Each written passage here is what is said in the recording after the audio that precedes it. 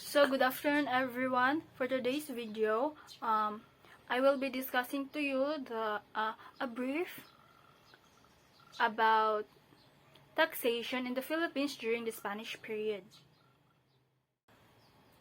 So what is income taxation? Income taxation is a very levy many government place on the revenue on entities within their jurisdiction. It is actually refers to a type of government imposed on income generated by business and individuals within their jurisdiction. By law, taxpayers must file an income tax return annually to determine their tax obligations.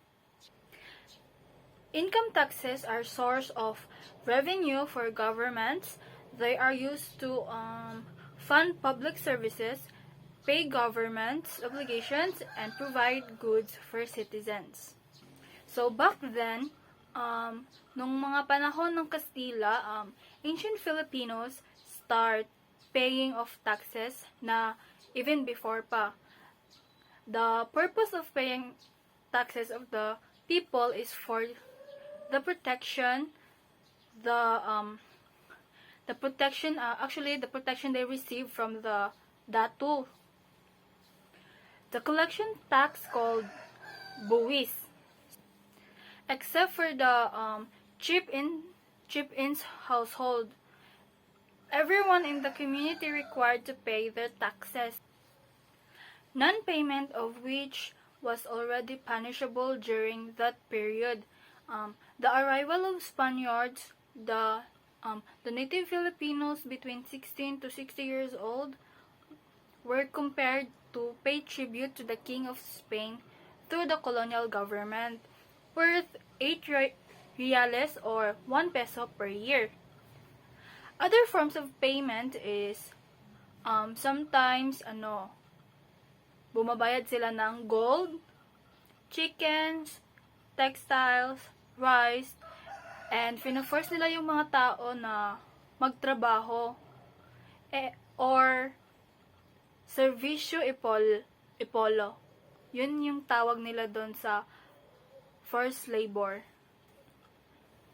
In 1884, the tribute was abolished and was changed by Sidula as a certificate identifying the taxpayer. Why is the tax especially critical for the nation?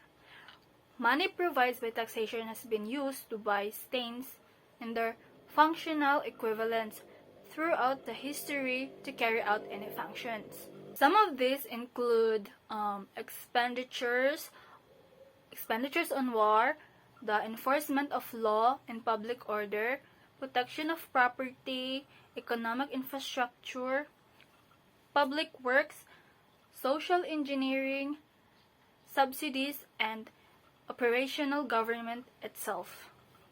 Governments also use taxes to form welfare and public service. These services include education systems, healthcare systems, pension for the elderly, and public transportation. Energy, water, and waste systems are also common public utilities. So, dito napupunta yung mga binabayad nilang buwis or tax. In today's world, taxation is a reality that all citizens must contend with for the primary reason that governments raise revenue from the people they govern to be able to function fully exchange for the taxes that people pay. So the government promises to improve the citizens' lives. So taxation as a government mechanism to raise funds, develop and evolve through time, and in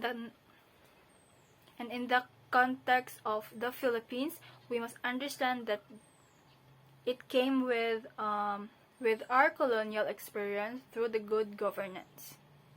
Yun lamang po, and I hope na may natutunan kayo sa maikli kong pag-share ng aking knowledge for the taxation in the Philippines during Spanish period.